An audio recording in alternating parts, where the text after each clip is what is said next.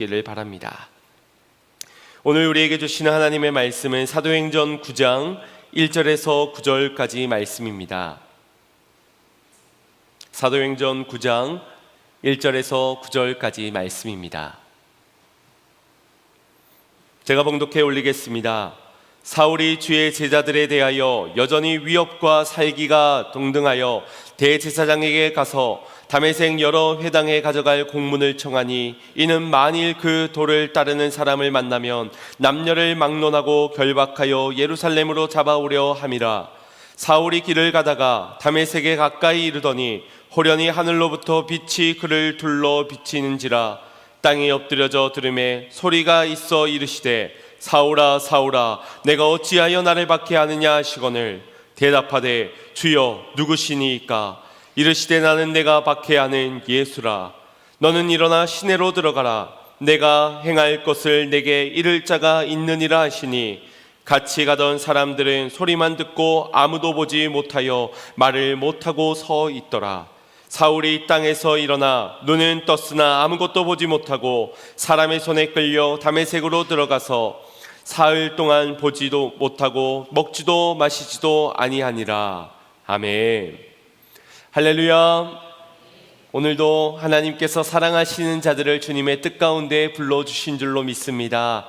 합력하여 선을 이루시는 주님의 일하심을 통하여서 오늘 말씀을 듣고 깨닫는 은혜가 우리 가운데 있기를 간절히 소망합니다.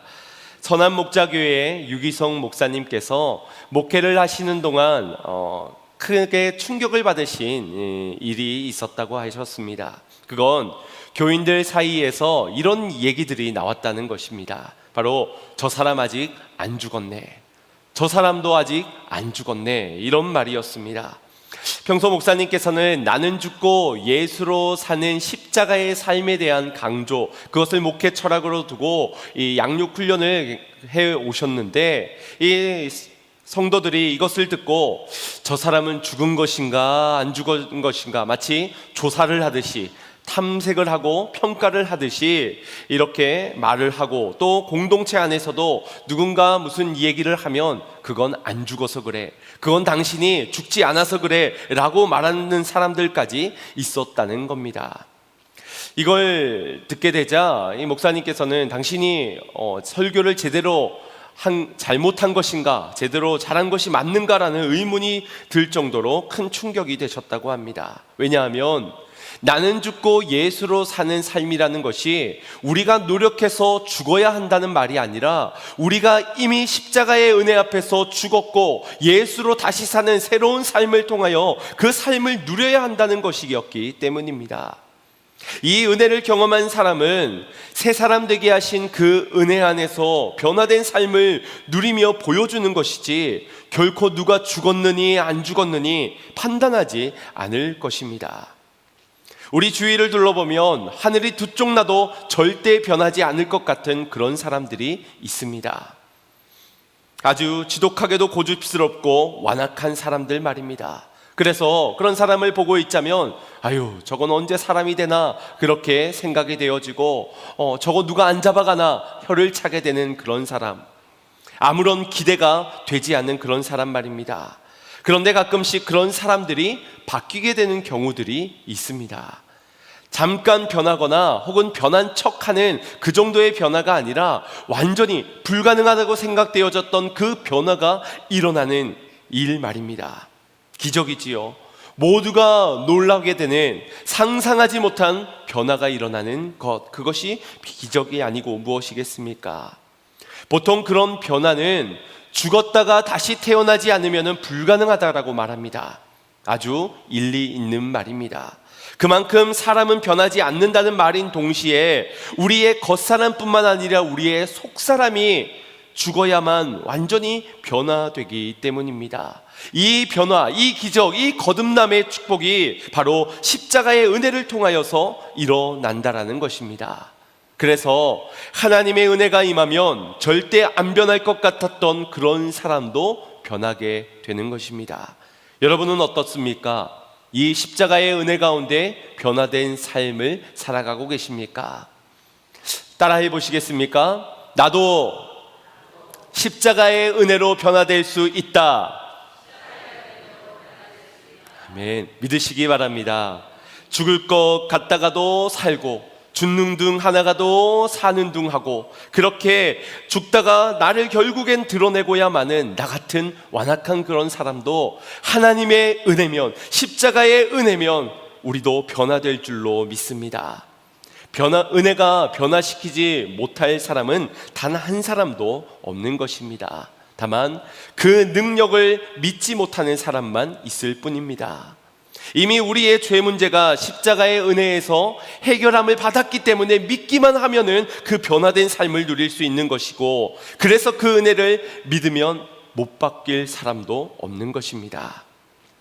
더러는 세례받는 것을 두려워하는 분들이 계십니다. 그 이유는 자신이 변화되지 못했다라는 이유 때문입니다. 세례를 받기에는 나는 자격이 없다라는 것이지요.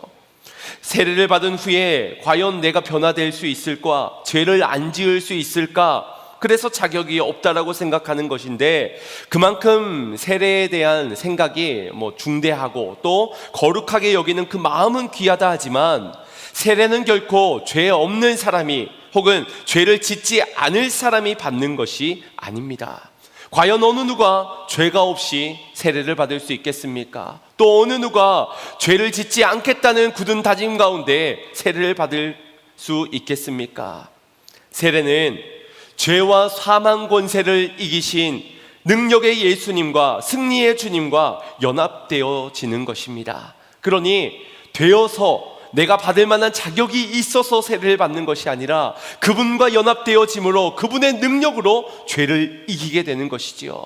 하나님께서 이 세례를 허락하여 주시는 것은 그 세례 이후에 그분과 연합되어져 이제 죄를 이기는 삶을 살아가라는 축복을 받는 시간입니다. 그렇게 변화가 일어나기 시작하는 것입니다. 예수 그 이름의 능력으로 말미암아, 하나님의 은혜로 말미암아서 말입니다. 오늘 본문에도 그 놀라운 변화를 경험한 한 사람의 이야기가 등장합니다. 바로 최악의 예수 박해자였던 사울이 이 은혜로 말미암아 최고의 예수 증인이 되게 된 이 기적의 사건입니다. 사울은 바리새인이요 율법에 능통한 율법주의자였습니다.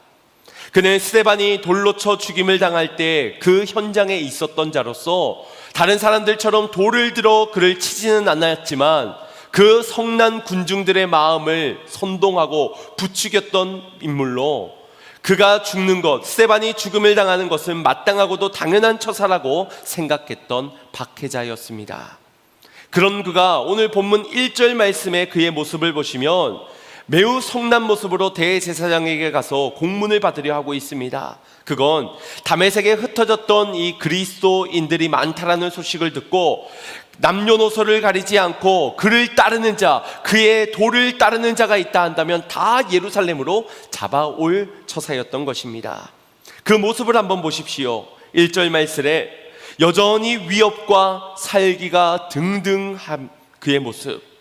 사람은 아무리 화가 나더라도 시간이 지나면 그 화가 점점 식어지게 됩니다.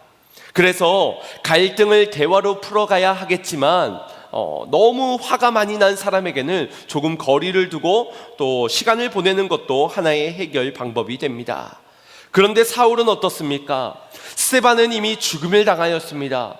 그때에는 돌도 들지 않았던 그런 그가 지금은 돌을 들은 그런 흥분을 감추지 못하고 위협과 살기를 가지고 다메섹을 향해 나아가고 있습니다. 여전히 말이지요, 그의 사그라들지 않은 이 살기를 우리는 두 가지 정도로 해석해 볼 수 있을 것 같습니다. 먼저 첫 번째는 그리스도인들을 핍박하는 것이 하나님을 위한 것이라는 정의감에서 주님을 향한 자신의 열정이 사그라들지 않는 이 살기로 나타나게 된 것입니다. 율법주의자였던 사울은 그리스도인을 잡는 것이 옳은 일이라고, 정의로운 일이라고, 하나님이 기뻐하시는 일이라고 여겼습니다. 아이러니하지 않습니까? 그토록 율법을 철저하게 지키며 하나님을 잘 믿고 있다라고 말하고 있는 그런 그들이 정작 하나님도 모르고 하나님과 이웃을 사랑하라는 율법 정신도 놓치고 있으니 말입니다. 율법주의라는 것은 율법을 정말 중요하게 생각해서 율법을 철저하게 지켜가는, 열심히 지켜가는 자들이 아니라 율법을 너무 철저하게 지키려는 나머지 율법을 만드신 하나님을 놓치게 되는 자들을 말하는 것입니다. 그러다 보니 율법을 지킨 자신의 공로, 자신의 수고, 노력, 이것만 내세우게 되는 것입니다. 사울은 하나님을 놓치고 자신의 공로를 더욱 높이 쌓아 올리기 위해 여전한 살기를 가지고 지금 다메섹을 향하고 있는 겁니다. 두 번째 해석, 두 번째로 그가 살기가 여전한 이유는 바로 지난날 스데반의 죽음의 순간 그가 받았을 충격 때문이라 할 수 있습니다. 사람들에게 핍박을 당하면서도 뜻을 굽히지 않았던 스데반입니다. 그건 그렇게 할 수 있다라고 칩시다. 그런데 그 와중에 사람들을 욕을 하고 비난하고 손가락질을 받는 그 상황에서 어찌 천사 같은 얼굴이 할 수 있는가? 자신을 향해 저주하고 돌로 쳐 죽이려는 자들을 향하여서 어떻게 중보의 기도를 드릴 수 있는가? 그러다가 죽는 그 순간에 잠들듯이 죽음을 맞이하는 그 스데반의 모든 모습들이 이 사울에게 있어서는 충격이 아닐 수가 없었던 것입니다. 어떻게 그럴 수 있지? 자신이 죽으면서까지 어찌 예수를 전할 수 있지? 자신을 죽이려는 자들을 어찌 위하며 긍휼의 기도를 베풀 수 있는 것이지? 그날에 사울이 느꼈을 감정은 충격을 넘어 공포에 가까웠을 것입니다. 이 초대교회에 서로 떡을 떼고 나누기, 그들의 필요를 채웠던 그들을 세상이 두려워했던 것처럼 아마 이 사울이 느꼈을 스데반의 모습은 공포에 가까웠을 것입니다. 어쩌면 정말 그 예수가 살아났던 것은 아닐까 의문이 될 정도로, 정말 저 스데반의 말이 맞는 것은 아닐까, 그가 하나님의 아들, 예수가 하나님의 아들인 것은 아닐까, 스데반의 말이 사실이면 나는 어떻게 되는 것이지? 아마 이런저런 생각들 때문에 자신을 더욱 두렵게 되었을 것입니다. 사람들이 보통 두렵게 되면 어떻게 됩니까? 공포에 질리게 되면 소리를 지르게 되지요. 누군가로 인해서 이 공포감을 느끼게 되었을 때 더 성을 내게 되는 것을 우리는 우리 생활 속에서도 보게 됩니다. 사울도 그랬을 것입니다. 그 두려움을 억지로 감추기 위해서 그는 누구보다도 빨리, 누구보다도 많은 일들로 자신의 믿음이 틀리지 않았다는 것을 증명하기 위해 지금 다메섹을 향해 식어지지 않는 살기를 가지고, 위협을 가지고 향하고 있는 것입니다. 잘못된 방향의 열심, 그리고 원인 모를 두려움과 염려, 사실 이것은 사울에게만 있는 것이 아니라 이 땅을 살아가는 방황하는 모든 이들이 갖고 있는 마음들입니다. 잘못된 열심과 두려움들, 그것 때문에 결국 실패의 길로, 멸망의 길로 더 빨리 달려가는 저들 아닙니까? 하지만 그 중에서도 하나님의 택한 자들에게는 변화의 은혜가 주어진다라는 것입니다. 잘못된 열심의 방향이 되지 않도록 옳은 방향의 은혜가 제시되어지고, 두려움은 평안으로, 근심은 기쁨으로 바꾸는 은혜가 택한 자들에게는 주어진다라는 것이죠. 바로 사울에게 빛으로 다가와 만나 주셨던 것처럼 말입니다. 우리 본문 3절 말씀 합독해 보겠습니다. 시작. 사울이 길을 가다가 다메섹에 가까이 이르러 호련히 하늘로부터 빛이 그를 둘러 비치는지라. 아멘. 오순절 마가의 다락방에 성령이 임할 그때의 장면을 기억해 보십시오. 갑자기 급하고 강한 바람이, 호련히 그 바람이 그 공간을 가득 채웠다라고 말씀하고 있습니다. 그것처럼 사울에게도 호련히 하늘로부터 빛이 비추게 되며 찾아와 만나 주신 겁니다. 성령께서 오시는 것이지요. 당시에 이 환하게 비추었던 그 해보다도 더 강렬한 빛으로, 더 찬란한 빛으로 사울을 감싸 주었던 것입니다. 사울이 원하고 사모했던 은혜가 아니었습니다. 또한 그가 은혜 받을 만한 어떤 준비가 되었던 것도 아닙니다. 단지 하나님의 택하신 자에게 하나님의 시간에 하나님의 방법으로 하나님의 영혼을 채워주신 것입니다. 그러니 완전히 변화될 수밖에 없었던 것이지요. 이것이 은혜입니다. 이것이 은혜입니다. 다른 것이 은혜가 아니라 도망갈 수 없는 강력한 빛 가운데 나의 모든 것을 새롭게 하는 그것이 은혜입니다. 우리의 어떤 계획을 통해 우리가 예상하고 또 준비하고 조건을 갖추었기 때문에 임하는 것이 아니라 하나님의 뜻 가운데 아무런 공로 없는 우리에게, 조건을 갖추지 못한 우리에게 그럼에도 값없이 임하는 것이 주님의 은혜라는 것입니다. 사울은 이 생각지도 못한 은혜 앞에, 땅 앞에 엎드려질 수밖에 없었습니다. 우리 4절 5절 말씀 합독하겠습니다. 시작. 땅에 엎드려져 들음에 소리가 있어 이르시되 사울아 사울아 내가 어찌하여 나를 박해하느냐 하시거늘 대답하되 주여 누구시니까 이르시되 나는 네가 박해하는 예수라. 아멘. 한 번도 들어본 적이 없었을 하나님의 음성이 지금 눈이 멀게 된, 빛 가운데 눈을 멀게 된 이 상황 가운데서 사울아 사울아 부르시는 겁니다. 그 즉시 사울은 이것이 주님의 음성이라는 것을 확신할 수 있었습니다. 그래서 주여 누구시니까, 그 다음의 음성은 이 사울을 당혹해 하며 또한 충격을 안겨 주었을 것입니다. 내가 박해하는 예수라. 스데반의 죽음의 현장 가운데서는 그는 미친 사람이야, 미치지 않고서야 저럴 수 없어라고 치부할 수 있었지만 오늘 이 빛 가운데 만나게 되어 얻게 된 이 충격은 도망갈 자리가 전혀 없었습니다. 주님의 음성을 더 이상 부인할 수 없을 정도로 강렬한 빛 가운데 지금 사울을 애워싸고 있는 것입니다. 앞을 보지 못하는 것은 둘째치고 내가 박해한 그분이 이제껏 내가 믿고 따랐던 하나님이시라니. 그는 그 충격이 사흘 동안 먹지도 마시지도 못할 정도로 이 변화가 그 속에서 일어날 수밖에 없었습니다. 그러나 주님이 사울을 찾아가신 이유는 단순히 그에게 충격을 주려고, 그를 밥 먹지 말라고, 마시지도 말라고 괴롭히기 위해서가 아니지요. 바로 그를 부르시기 위함이었습니다. 사울에게 너가 잘못된 열심을 가지고 살아가고 있다, 너의 그 두려움, 너의 그 공포, 염려, 그것은 너의 것이 아니다, 이것을 깨닫게 하기 위해 주님은 강하신 은혜, 강력한 은혜, 도망갈 수 없는 은혜를 가지고 지금 그에게 찾아와 주셨고, 이것이 바로 그를 부르시기 위함이었다는 것입니다. 우리가 자칫 사울이 주님을 만난 이 장면에서 선세이션하고 서프라이즈한 이 체험만을 집중한다면 우리도 뭔가 큰 것을 놓치고 있는 것입니다.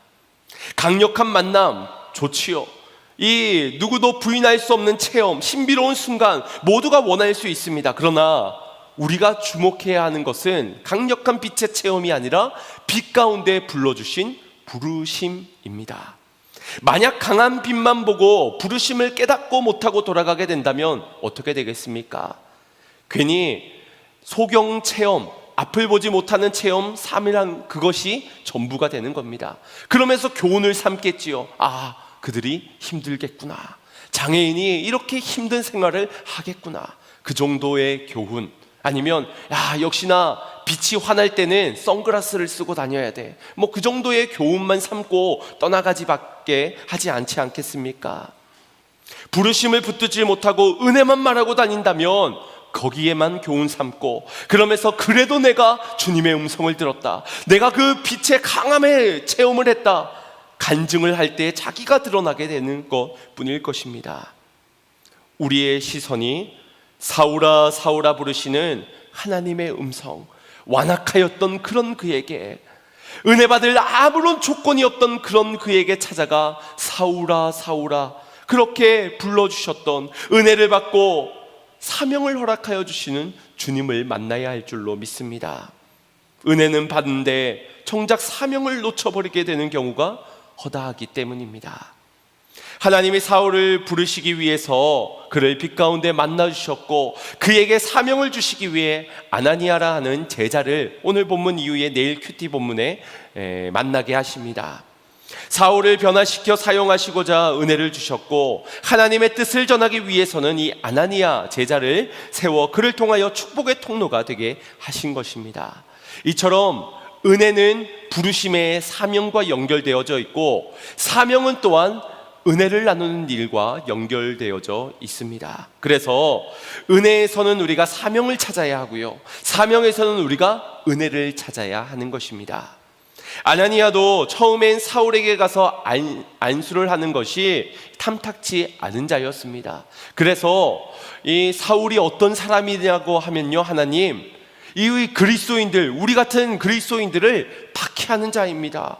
그래서 지금 대제사장에게 공문을 받아서 여기까지 오고 있는 아주 악질인 그런 사람입니다. 하나님이 이걸 모르시겠습니까?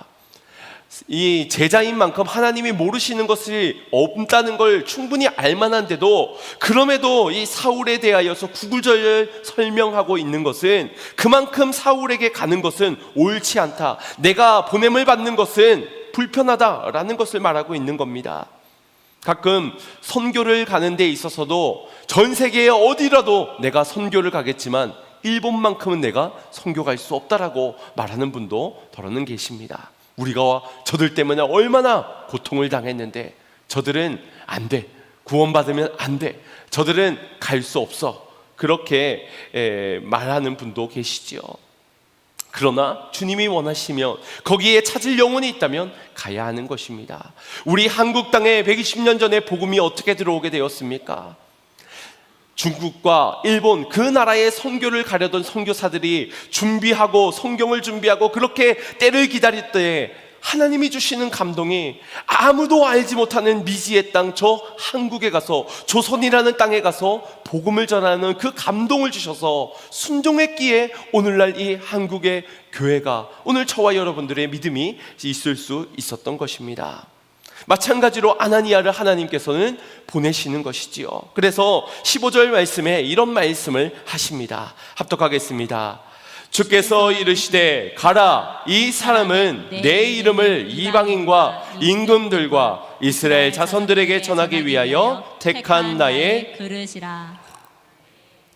이렇게 사울을 향한 하나님의 마음, 그를 통해서 고난 중에 그로 하실 일이 있다는 것을 전해 주었을 때 아나니아는 순종함으로 사울에게 찾아가 안수하게 됩니다. 그리고 하나님이 어떤 마음으로 당신을 부르시는지를 전해주게 됩니다. 우리 17절 본문도 합독하겠습니다. 시작. 아나니아가 떠나 그 집에 들어가서 그에게 안수하여 이르되, 형제 사울아, 주 곧 내가 오는 길에서 나타나셨던 예수께서 나를 보내어 너를 다시 보게 하시고 성령으로 충만하게 하신다 하니. 아멘. 아마 사울에게는 잊지 못할 순간이었을 것입니다. 다메섹을 향하고 있던 자신의 살기와 위협이 어느 순간 두려움과 절망 속에 갇혀버리게 되었을 때 그는 내가 박해했던 것이 예수라는 사실을 깨닫게 되었습니다. 그렇게 어두운 사흘의 시간을 보내는 동안 그가 기다렸던 것은 단 하나, 내가 너에게 보낼 사람이 있다, 너에게 가르칠 그 사람, 내가 무엇을 행해야 할지 이를 자가 너에게 갈 것이다, 그 한 사람을 기다리고 있는데 아나니아가 찾아오게 된 것입니다. 그의 모든 사역 이후로 회심되어져 주님을 전하는 전도자의 사역을 감당할 때 지대한 영향을 끼쳤을 만큼 그가 이 순간 받았던 충격과 이 순간 변화되었던 만큼의 그의 사역에 고스란히 나타나게 됩니다. 왜냐하면 진정한 은혜는 사라지는 것이 아니라 반드시 사명의 자리를 향하게 하고 그 사명의 자리에 그 은혜가 그대로 나타나기 때문입니다. 그가 회심하기 전에 만났던 마지막 그리스도인이 누구입니까? 스데반 집사입니다. 그러면 그가 회심한 이후에 만났던 가장 첫 그리스도인은 누구입니까? 바로 아나니아입니다. 사도 바울에게 있어서는 이 두 사람의 기억을 지울 수가 없었을 것입니다. 그래서 평생 자신의 사역이 어떻게 해야 하는지를 직간접적으로 배우게 된 것입니다. 고난을 받아 순교하게 되는 그 자리에서도 주님을 절대 부인하지 않고 천사의 얼굴로 순교를 맞이하였던 스데반의 신앙을 보면서 자신도 복음을 전하다가 매를 맞고 조롱을 당하여도 감옥에 갇혀지는 그 순간에도 찬양과 감사를 잃어버리지 않았습니다. 스데반도 저들을 위해 중보했던 것처럼 바울도 저들을 살리기 위한 애통함을 가지고 기도하였습니다. 거기서 뿐만 아니라 이 아나니아를 통해서 배운 것은 자신은 이제껏 그리스도인을 핍박하고 박해해왔던 그 악질인 사람인데, 범죄한 죄인인데, 그런 자신에게 다가와 하는 말이 형제여, 형제 사울아, 이렇게 주 안에서 형제로 맞아주는 그 모습, 그러면서 하나님의 뜻을 전해주면서 비전을 알게 하는 아나니아의 모습을 통하여서 자신을 돌아보고 자신의 사역에 반영하였을 겁니다. 이제껏 내가 유대인이다, 선민의식에 휩싸여서 이방인들을 더럽고 부정한 자들로 치부하였던 그런 자신의 부끄러운 모습을 회개하며, 이제는 그가 이방인의 형제가 되어서 사랑하고 섬기는 자로, 낮은 자의 모습으로 복음을 전하게 되는 것입니다. 이 바울이 본래 원해였던 사역은 사실 이방인의 사역이 아니었습니다. 그가 자신처럼 교만한 자들, 율법에 갇혀서 또 신분에 갇혀서 그렇게 자신의 의로움만 내세우고 자랑하는 이 유대인들, 그들도 복음을 알아야 하기 때문에 그들에게 이 내가 만난 예수님을 전하는 것이 그의 바람이었습니다. 그래서 나는 내 이름이 생명책에 지워지더라도 내 동족, 내 민족, 나와 같은 저 이스라엘 유대인들을 구원하기를 원합니다 말할 정도로, 그가 어쩌면 원했던 가장 큰 사역은 이스라엘의 이방인들이 아닌 유대인들의 사역이었습니다. 그런데 자신을 향한 하나님의 뜻은 이방인의 사도가 되는 것이니 모든 자신의 뜻을 내려놓고 그 일에 힘썼던 것입니다. 예루살렘을 떠나 이방 땅으로 전도 여행을 수차례 다니면서 그들에게 위협을 당하고 그들에게 멸시를 당하고 업신여김을 당해도 그곳에서 끝끝내 그리스도의 교회를 세워가며 돌보았던 바울의 사역, 이것이 아나니아를 통해 스데반을 통해서 배우게 된 그들의 은혜가 자신의 은혜가 되었기 때문에 사역의 자리에서 그 은혜를 또한 흘려보내었던 것입니다. 이처럼 은혜가 은혜로, 사명이 사명으로 연결되어지는 것, 이것이 바로 성령의 사역입니다. 뿐만 아니라 오늘 저와 여러분을 통하여서 이루고자 하시는 주님의 사역도 은혜가 내 안에 머물러 있는 것이 아니라 사명의 자리로 나아가 거기에서 은혜로, 그 은혜가 또 다른 자를 사명자로 만들어 또 다른 누군가에게 은혜로, 이것이 우리에게 원하시는 주님의 사역인 줄로 믿습니다. 그래서 내가 변해야 우리가 변하고, 우리가 변해야 저들도 변하는 것입니다. 내게 은혜가 있어야 저들에게 전해줄 은혜도 있는 것이고, 내가 사명을 감당해야 저들도 사명자로 세울 수 있는 것입니다. 우리의 자녀들, 우리의 이웃들, 내가 기도하는 영혼들, 내가 은혜가 있을 때, 내가 사명을 감당할 때 저들에게도 은혜가 끼쳐지게 될 것이고, 저들도 그 속에서 은혜를 배우게 될 것이고, 사명의 자리에서 그 은혜를 나누는 하나님께 쓰임받는 종들이 되게 될 줄로 믿습니다. 본래 사울이라는 이름의 뜻이 큰 자라는 이름의 뜻을 가지고 있습니다. 그러니 이 사울이 사는 날 동안 큰 자 되기 위해 얼마나 열심히 살았겠습니까? 이름이 큰 자인데, 아유, 작은 자처럼 그릇이 작아서는 안 되겠구나, 내가 열심히 율법을 지키고 열심히 학문에 치중하여서 내가 사람들에게 그리고 하나님께 인정받는 큰 자가 되어야겠다, 그렇게 살아갔고, 그 열심 가운데 내가 큰 자가 되었을 때 크게 기뻐하였을 것입니다. 하지만 그가 은혜를 만나고 은혜로 변화된 이후에 그의 이름은 작다, 약하다라는 이름의 바울로 이름을 바꾸어 사역하게 됩니다. 그만큼 하나님의 은혜 앞에 자기가 얼마나 작고 약한 자인지, 내가 내 스스로의 열심으로 수고로 노력으로 큰 자 될 수 없다는 것을 알았기 때문에 그저 그 은혜 앞에 작은 자로, 약한 자로 그저 내가 받은 은혜를 나누는 일에만 힘썼던 것입니다. 이것이 은혜 입은 자의 반응이요 사명자의 모습인 줄로 믿습니다. 하나님은 사울을 부르시기로 작정하시면서 그에게 이토록 놀라운 은혜를 부어주셨습니다. 그는 미처 그때는 알지 못하였지만 스데반의 순교의 장면부터가 먼저 그에게 있게 하신 것도 은혜입니다. 빛 가운데 그의 눈을 멀게 하시어 사흘을 보내게 하신 것도 은혜요, 아나니아를 통하여서 형제여 그 음성을 들으며 하나님의 뜻을 깨닫게 하신 것도 은혜입니다. 아니 그 이전부터 어머니의 태중에서부터 그가 나지 않았을 그때부터 하나님은 그를 향한 은혜를 계획하셨을 것입니다. 그래서 세월을 지나온 모든 것을 돌아볼 때 모든 것이 하나님의 은혜요 라고 고백할 수밖에 없었던 것입니다. 그렇다면 이런 궁금증이 혹시 여러분들에게 있으십니까? 왜 사울인가? 왜 하필, 왜 굳이 사울이란 말인가? 어쩌면 이 질문이 왜 나에게, 왜 우리에게 하나님은 은혜를 주시는 것인가? 왜 나 같은 자에게 은혜를 주고 계시는 것인가에 대한 질문에 대한 답이 될 것 같습니다. 왜 굳이 사울입니까? 예루살렘에는 신앙적으로 더 신실하고 더 믿음 있는 사람들이 있습니다. 베드로가 말씀을 전할 때 수천 명이, 3천 명이, 5천 명이 회개하며 돌아오는 역사가 있었지요. 이미 먼저 회개된 좋은 마음밭을 같은 제자들도 있고요, 사도들도 있습니다. 얼마 전 죽음을 당하긴 하였지만 스데반 집사도 있었고, 지금 찾자면 아나니아도 순종의 준비가 되어져 있는 제자입니다. 그들을 사용하시면 될 건데 왜 악질인 박해자인 그 사울에게 은혜를 주셔서 그를 부르신단 말입니까? 어떤 분들은 그것이 사울이 준비되어졌기 때문이라고 말을 하기도 합니다. 그가 열정 있는 사람이기 때문에 그 열정으로 복음을 전하라고 그를 택한 것이다.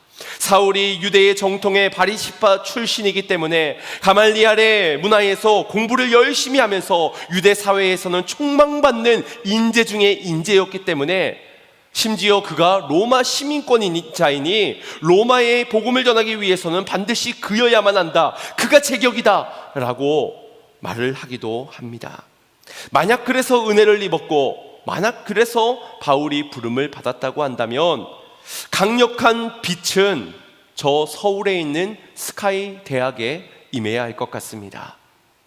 천재라고 불려지는 인재들, 그들에게 하나님의 은혜가 임한다고 한다면 우리도 하나님의 은혜를 입기 위해, 하나님의 부르심을 받기 위해서 우리도 그렇게 살아야 할 겁니다. 그런 자리에, 그런 자가 되기 위해서 우리도 끝없이 노력해야만 할 것입니다. 그렇다고 한다면 바리새인과 우리와 무엇이 다르겠습니까? 율법주의자로 자신의 수고로 율법을 철저하게 지켰다 만족하는 그들의 성과를 내세우는 그들과 무엇이 다르단 말입니까? 은혜 받기 위해 무언가 조건이 필요하다면 아마 바울도 말했을 겁니다. 사랑하는 성도들이여, 나처럼 은혜 받으려면 당신들도 이렇게 하십시오. 3분 스피치 해가지고 이렇게 체크해가지고 별표해가지고 이거는 꼭 해야 합니다, 이 조건만은 꼭 필요합니다, 아마 우리에게 전해 주었을 것입니다. 그러나 바울의 고백은 무엇이었습니까? 빌립보서 3장 5절 6절 7절에 이렇게 말씀하고 있습니다. 합독하겠습니다.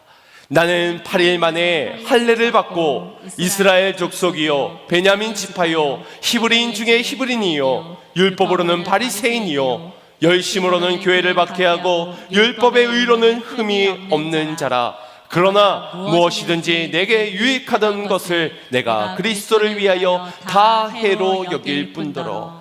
그가 그런 유능한 재능을 가지고, 똑똑함을 가지고, 열심을 가지고 결국 뭘 했습니까? 그리스도 믿는 자들을 박해하였습니다. 그런데 바울의 고백은 그런 것들이 다 해로운 것이다, 배설물과 같은 것이라고, 그것은 결코 은혜 받는 조건이 아니라고 말하고 있지 않습니까? 그렇다면 왜 사울에게, 왜 우리에게 은혜가 임하는 것입니까? 사울에게 임하는 은혜는 그런 그에게도 은혜가 임한다는 사실을 깨닫게 하기 위해서입니다. 나같이 이렇게 무익한 것에, 해로운 것에 열정을 쏟고 최선을 다하며 자신을 칭찬하고 상급을 얻으려 하였던 나 같은 이 악질에게도, 죄인에게도 하나님의 은혜가 임한다는 사실을 보여주는 것입니다. 뿐만 아니라 그가 하나님께 빚진 자의 사명으로 살아갈 택한 주님의 그릇이었기 때문입니다. 그가 복음을 전하려 가면서 아마 만나게 되는 사람들의 모습 속에서 자신을 발견할 수 있었을 겁니다. 맞아, 나도 저랬어. 나도 저랬어.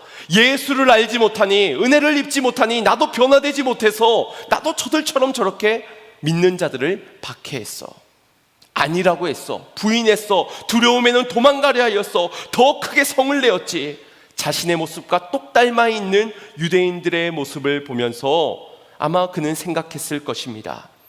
그래, 나도 그랬었지. 나도 무지하고 악해서 저들과 같았었지. 그러나 내게도 은혜가 임하여서 이렇게 변화된 것처럼 저들에게도 다른 조건이 필요한 것이 아니라 은혜가 필요하겠구나. 내가 받은 은혜를 저들에게 나누어 주고 싶다라는 아마 간절한 바람이, 그래서 내 이름을 생명책에 지우더라도 저들에게 복음을 전하게 해달라는 그런 기도를 드렸을 것입니다. 그 완악했던 나도 예수님의 은혜면 충분하였던 것처럼 저들에게도 이 은혜면 될 것이라고 믿었기 때문에 그가 이 빚진 자의 마음을 가지고 저들에게 전하지 않을 수가 없었던 것입니다. 하나님께 빚진 이 마음, 하나님께 받은 은혜만큼 이 빚진 마음을 부인할 수 없었던 것이지요. 그런데 이것을 가능하게 했던 것은 하나님께 빚진 자의 마음만 있었기 때문이 아닙니다. 왜냐하면 하나님께 빚진 자의 마음만 가지고 있는 우리는 예배 드린 것으로 만족합니다. 기도한 것으로, 찬양한 것으로, 헌금 드렸으니까 나는 빚진 자의 마음을 다 했다라고 생각합니다. 그러나 사도 바울은 이렇게 고백합니다. 로마서 1장 14절입니다. 시작. 헬라인이나 야만인이나 지혜 있는 자나 어리석은 자에게 다 내가 빚진 자라. 아멘. 여러분, 사도 바울이 무슨 빚을 졌겠습니까? 한두 사람도 아니고 헬라인, 그 많은 사람들, 이방인들, 그 수많은 사람들, 지혜로운 자나 어리석은 자, 결국 모든 사람들에게 빚진 자의 마음, 뭐 돈을 꿔줬겠습니까? 아니면 그들에게 잘못한 일이 있겠습니까? 그럼에도 하나님께 빚진 자인 사울이 그들에게도 빚졌다라고 말하고 있는 이유는 자신 같은 어리석고 무지하고 완악하고 고집스러운 죄인 중의 괴수인 나에게 하나님이 주신 은혜는, 그 은혜 주신 이유는 저들 때문이구나. 저들 때문이구나. 왜 나에게 은혜를 주셨을까? 내가 잘해서, 내가 잘나서, 받을만해서가 아니라 하나님께서 저 헬라인들을, 저 이방인들을, 지혜로우나 무지한 자들이나 다 하나님이 사랑하시기 때문이구나. 나도 사랑하시지만 저들도 사랑하시기 때문에 저들을 위해, 저들을 사랑하시는 주님께서 내게 은혜를 주시어 나를 보내시는구나. 이 빚진 자의 마음을 담아낼 수 있었던 사울의 그릇이었기 때문에 그를 택한 나의 그릇이라, 거기에 은혜를 채워주시고 사명의 마음으로 하나님의 빚진 마음, 저 이방인들과 헬라인들 모든 자들을 향한 빚진 자의 마음을 가지고 살아가게 하셨던 것입니다. 이 빚진 자의 마음으로 담아낼 수 있는 그릇, 이건 역시도 하나님의 은혜인 것입니다. 사도 바울은 그래서 고백합니다. 사도행전 23장 1절 말씀에 공회에 주목하여 이르되 여러분 형제들아, 오늘까지 나는 범사의 양심을 따라 하나님을 섬겼노라. 범사의 양심을 따라 하나님을 섬긴 사도 바울은 너무나도 당당했습니다. 받은 바 은혜를 잊지 않았기 때문입니다. 하나님께도 빚진 자였지만 이방인에게도 헬라인에게도 모든 사람에게도 빚진 자의 마음을 가지고 받은 은혜를 사명의 자리에서 놓치지 않고 그 은혜를 나누었기 때문에 당당할 수 있는 겁니다. 여전히 내가 하나님께 받은 은혜만큼을 갚지는 못하였지만, 영원히 사역하여도 갚지는 못하지만, 그러나 이 빚진 자의 마음을 가지고 사명의 자리에 있던 것 그 하나만으로 나는 하나님 앞에서 범사의 양심이 따라 나는 부끄럽지 않게 당당하게 살아갔노라고 고백할 수 있었던 것입니다. 우리는 어떻습니까? 여러분은 당당하십니까? 하나님께 받은 은혜 앞에서 은혜만큼 여러분은 당당한 삶을 살아가고 계십니까? 은혜에 연결하여서 또 다른 사명의 자리로 나아가 은혜를 베풀고 또 다른 사명자를 세우는 삶, 거기에서 또한 은혜로 채워졌을 때 또 다른 사명을 불러주신 자리에 순종하며 나아가는 삶, 은혜를 전하고 사명을 감당하는 삶을 살아가고 있습니까? 아니면 양심에 화인 맞은 자처럼, 화인 맞은 양심처럼 그렇게 부끄럽게 살아가고 계십니까? 우리는 너무나도 큰 은혜를 받았습니다. 다 갚을 수 없을 정도로 큰 은혜를 받았습니다. 받고 있습니다. 왜 이런 나에게, 왜 이런 은혜를 갚지도 못하는 이런 나에게 부끄럽기만 한 우리의 인생 가운데 하나님은 은혜를 베푸시는 것인가? 빚진 자의 삶을 살아가기 위해서입니다. 하나님께 빚진 자, 죽어가는 저 영혼들을 사랑하시는 주님께서 내게 맡기시며 저들에게 빚진 자로, 그래서 내게 은혜를 주고 계신 겁니다. 당연하게 여기지 마십시오. 내가 은혜 받을 만해서 오늘도 은혜를 주고 있다 착각하지 마시기 바랍니다. 빚진 자의 마음을 가지고 살아갈 때 전하지 않을 수가 없을 겁니다. 사랑하지 않을 수 없을 것입니다. 복음을 증거하지 않을 수가 없을 것입니다. 은혜 입은 여러분을 통해 여러분의 자녀들의 은혜가 나뉘어지고 그들도 그 은혜로 변화되어져 사명자가 되고 또 다른 은혜가 필요한 자리에서 사명자로서 은혜를 나누는 삶, 빚진 자의 마음을 가진 은혜 입은 저와 여러분을 통해서 그 일이, 그 나라가 이루어지게 될 줄로 믿습니다. 사명을 놓치지 마시길 바랍니다. 빚진 자의 삶을 끝까지 살아가시기를 바랍니다. 여러분을 통해, 은혜 입은 우리 양문교회를 통해 그 나라 이루어 가실 줄로 믿습니다. 은혜 받은 은혜를 따라, 양심을 따라 사명의 자리로 나아가 하나님을 섬기며 또한 이웃을 섬기는 복음을 증거하는 사명자로 서기를 주님의 이름으로 축원드립니다. 우리 받은 은혜를 기억하면서 이제 사명의 자리로 나아가기를 결단하며 이 찬양의 고백 올려드리겠습니다.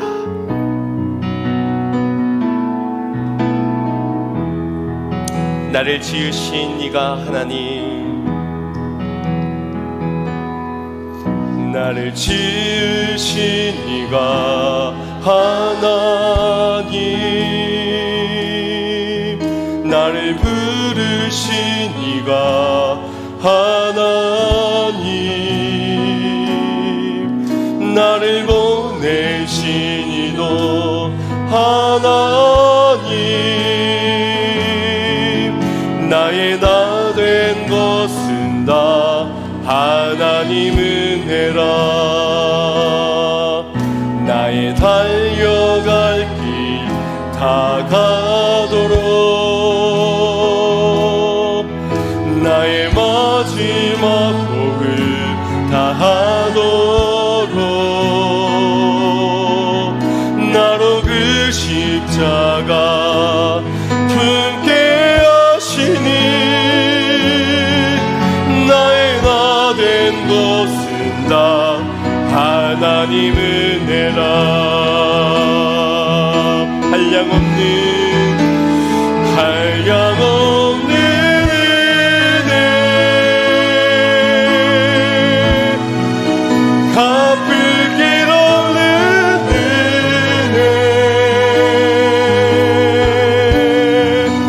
내 삶을 애워싸는 하나님의 은혜.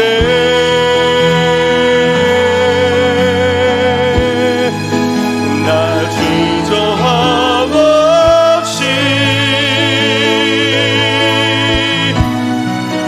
그 땅을 밟음도 나를 붙드시는 하나님의 은혜 찬양합니다. 한량없는 은혜, 한량없는 은혜, 갚을 길 없는 은혜, 내 삶을 애워싸는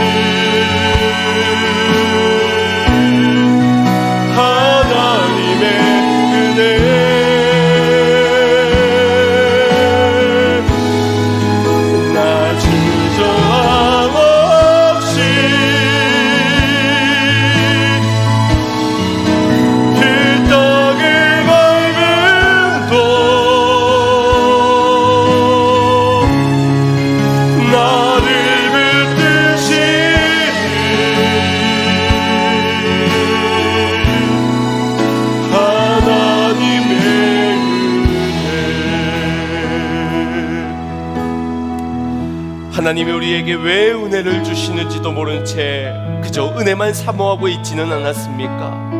고여있는 은혜는 결코 우리를 향한 주님의 뜻이 아닙니다.